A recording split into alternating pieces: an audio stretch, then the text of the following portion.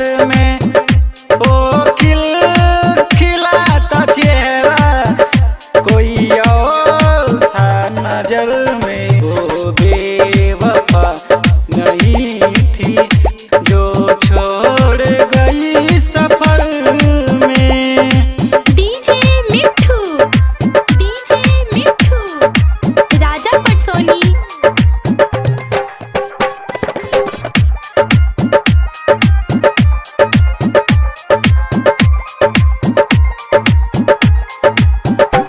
अब जीने की है आरज़ू पर दिल ना दे गवाही। ए खुदा मैं खुद गर्ज हूँ, मैं नहीं की तबाही। अब जीने की है आरज़ू पर दिल ना दे गवाही।